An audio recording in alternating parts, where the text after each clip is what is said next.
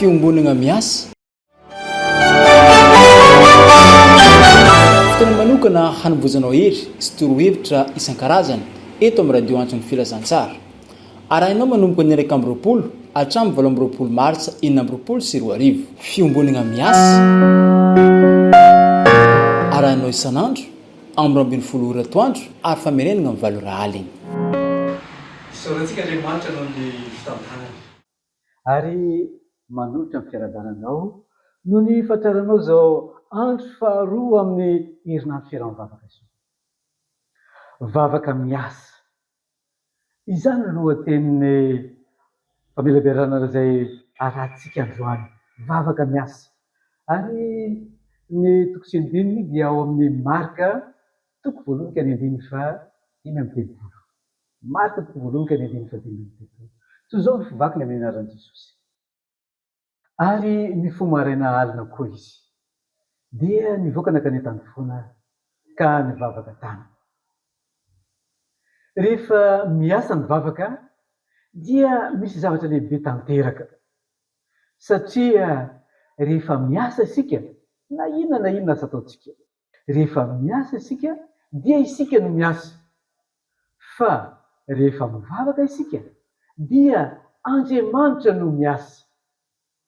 Izay ny zavatra misy. Zava-dehibe ny manao vavaka.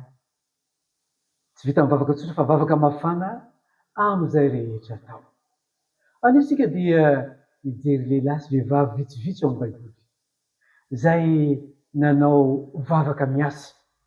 Nefa alohan'izany dia hiara hivavaka isika. Hivavaka isika.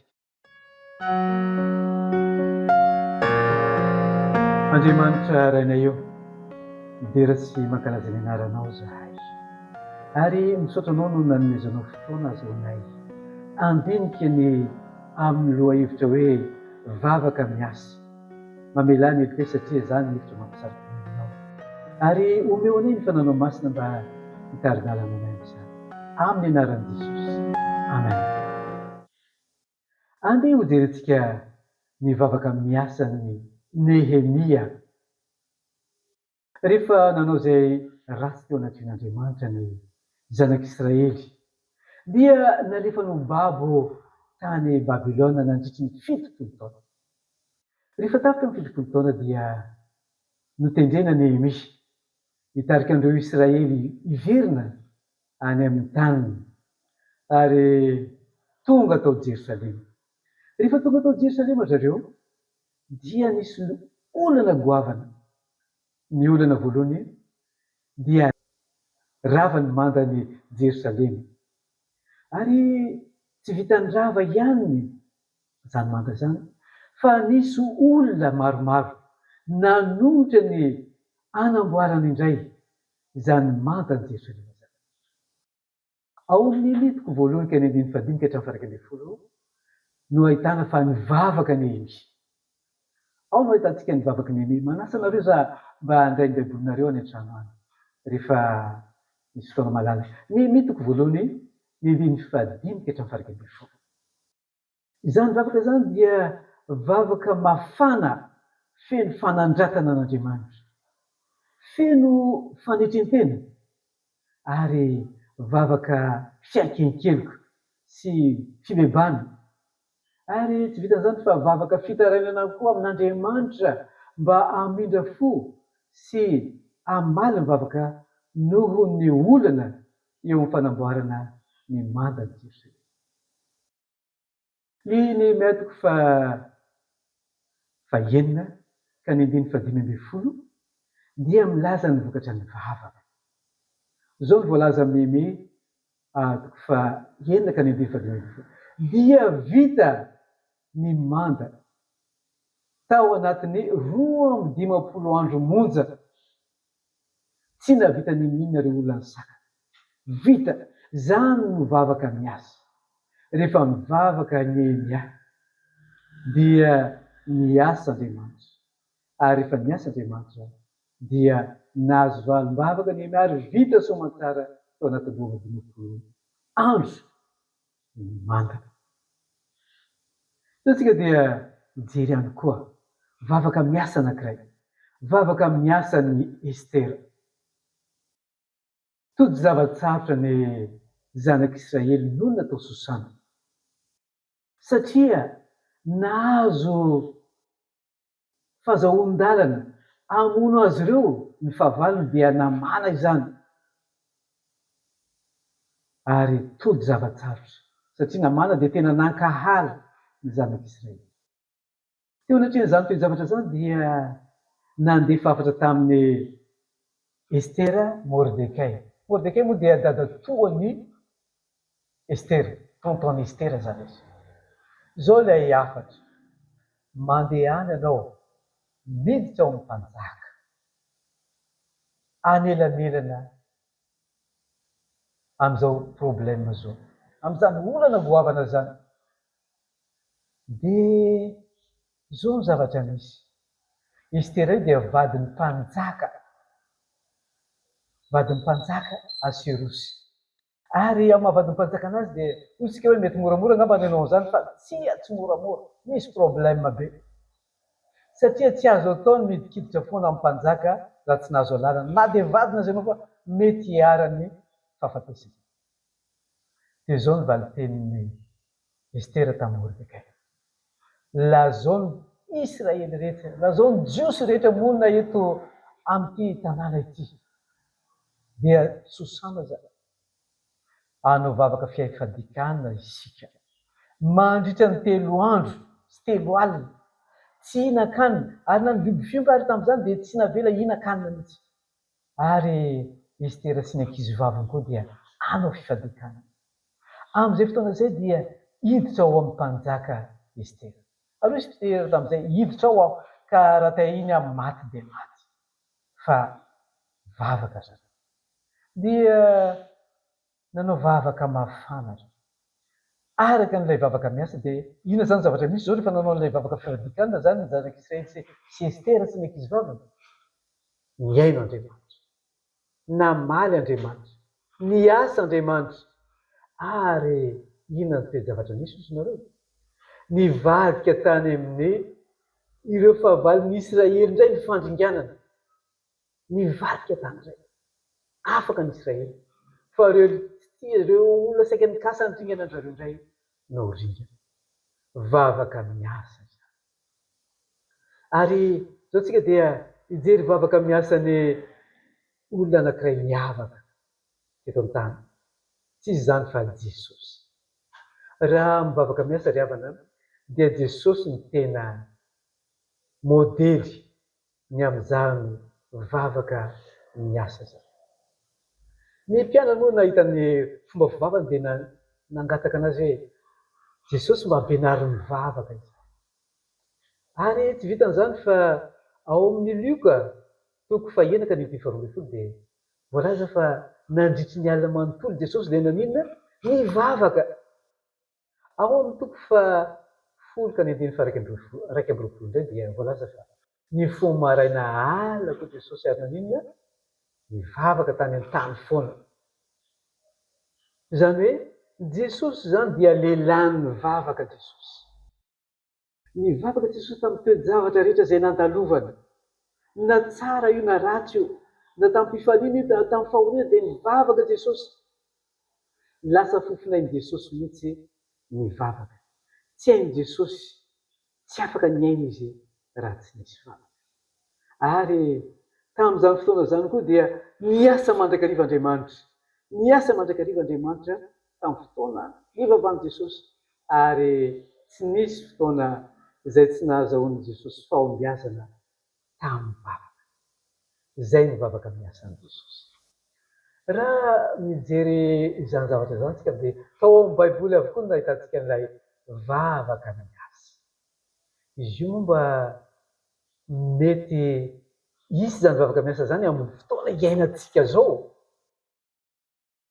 Eto dia ijoro vavolombelona aminareo. Fa mbola misy vavaka miasa io. Tsy ao amin'ny Baiboly irery izy io.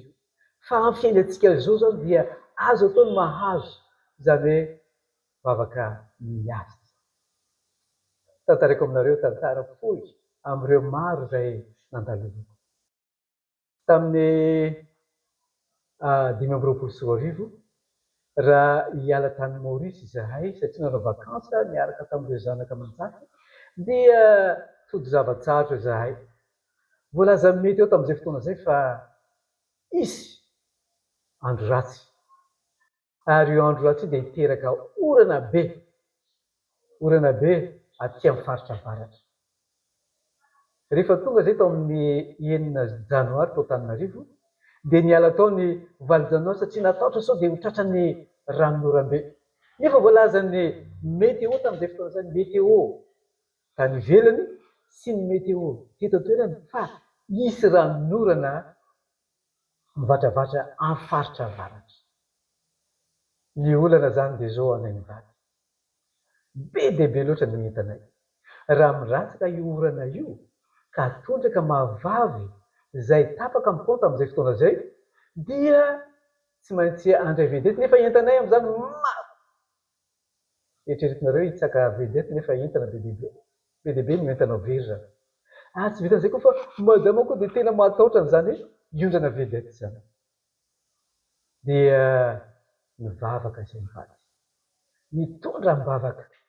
Tamin'ny dia rehetra nataonay zany teny an-dalana dia nametraka vavaka, nametraka ny zavatra hita amin'Andriamanitra, problème ty Andriamanitra, zao ny zavatra misy aminay ka tsy zakanay. Ny zavatra misy nefa dia zao. Zany météo zany nge zavatra iraisam-pirenena zany. Io rehefa milaza hoe zao misy, zao ny zavatra hisy, zao ny toetrandro, kely foana ny tsy mamarina misy. Kely foana, fa saika marina avokoa. Dia nivavaka zahay. Dia nipetraka tao an-tsainay hoe moa ve ilay Andriamanitra izay nivavahan'i Estera, izay nivavahan'ireo olona maro samihafa, izay nivavahan'i Jesosy, moa ve niova izy ireny amin'izao andro iainantsika zao?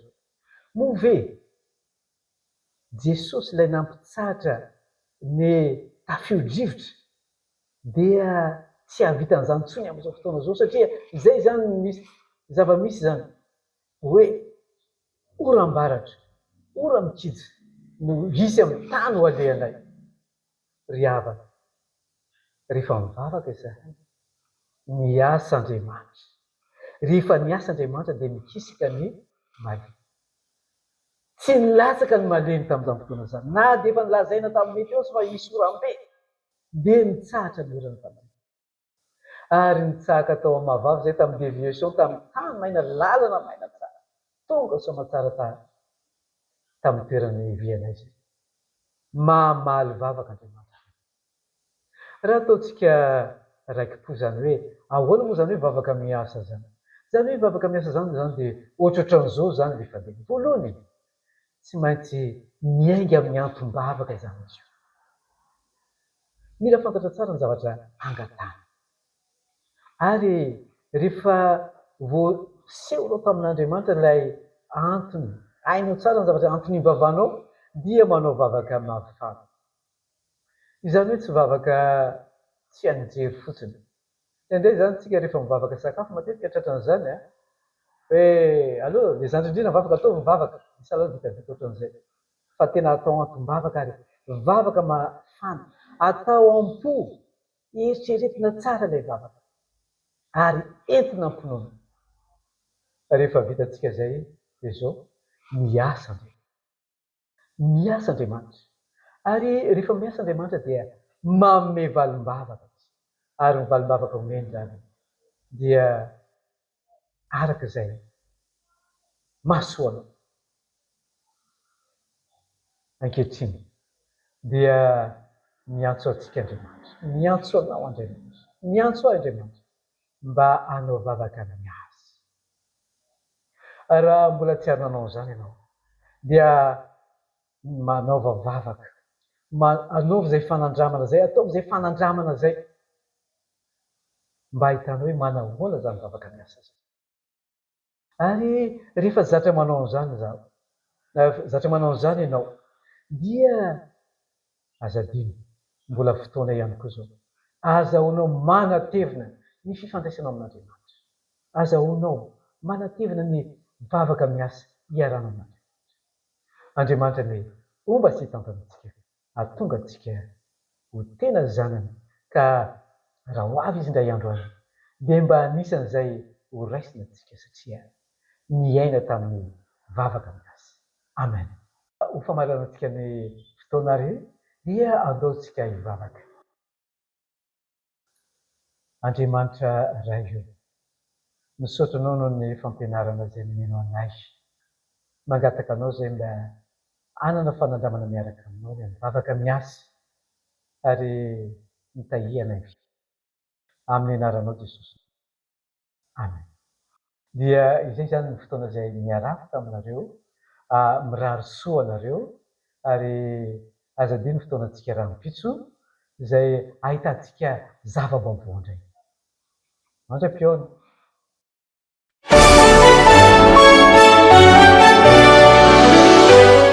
Fiombonana miasa.